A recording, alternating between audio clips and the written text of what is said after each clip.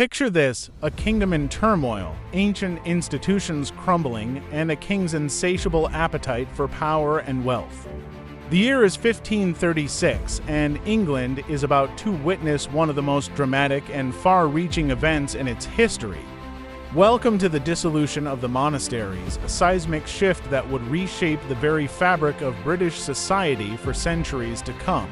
King Henry VIII, driven by his desire for a male heir and his break with the Catholic Church, set in motion a series of events that would forever alter the religious, social, and economic landscape of England.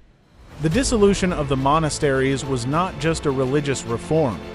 It was a calculated move that would have profound consequences for every aspect of life in Britain. As the king's commissioners swept across the land, monasteries that had stood for centuries were systematically dismantled. These weren't just places of worship, they were centers of learning, health care, and charity.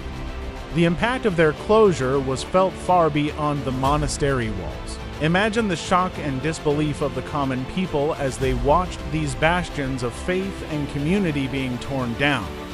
Monks and nuns, who had dedicated their lives to service, were suddenly cast out into a world they barely recognized. The poor, who had relied on the monasteries for food and shelter, found themselves without support in an increasingly harsh world. But it wasn't just the religious and the needy who felt the tremors of this change. The dissolution unleashed a massive transfer of wealth and land. Almost overnight, a new class of landowners emerged as the king redistributed monastic properties to his supporters. This shift in land ownership would reshape the social hierarchy of England for generations to come. The landscape itself was transformed. Once grand abbeys and priories were left to crumble, their stones repurposed for new buildings or simply left as haunting ruins.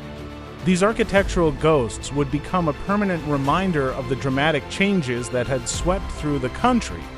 The dissolution also had a profound impact on education and health care. Monasteries had been centers of learning, preserving knowledge and providing education. Their closure left a void that would take years to fill. Similarly, the loss of monastic hospitals and infirmaries dealt a severe blow to healthcare provision, particularly for the poor. But perhaps the most significant change was in the very fabric of English society. The dissolution marked a decisive shift away from the medieval worldview, where the church had been central to all aspects of life. It paved the way for a more secular society where the state, rather than the church, would increasingly take center stage. The ripple effects of the dissolution would continue to be felt for centuries. It accelerated the spread of Protestantism in England, fundamentally altering the country's religious identity. The newly empowered landowning class would go on to play a crucial role in England as political and economic development, driving innovations in agriculture and industry. The dissolution also had unintended consequences. The loss of monastic libraries and scriptoria meant the destruction of countless manuscripts and historical records. This erasure of history would leave gaps in our understanding of medieval England that persist to this day. As we look back on this tumultuous period, we can see how a single event, driven by one man's desires, could set in motion changes that would reshape an entire nation. The dissolution of the monasteries was more than just a religious reform. It was a catalyst for social, economic, and cultural transformation that would define Britain for centuries to come.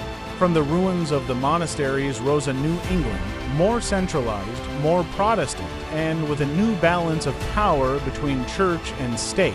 It was an England that would go on to become a global power, spreading its influence across the world.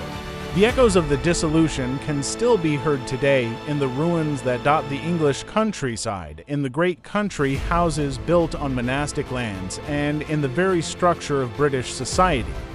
It serves as a powerful reminder of how decisions made centuries ago continue to shape our world today.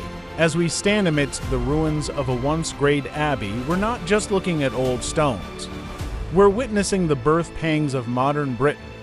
The dissolution of the monasteries changed England forever, setting it on a course that would lead to empire, industry, and a new world order. It's a testament to the power of change and a reminder that even the most established institutions can crumble in the face of determined reform.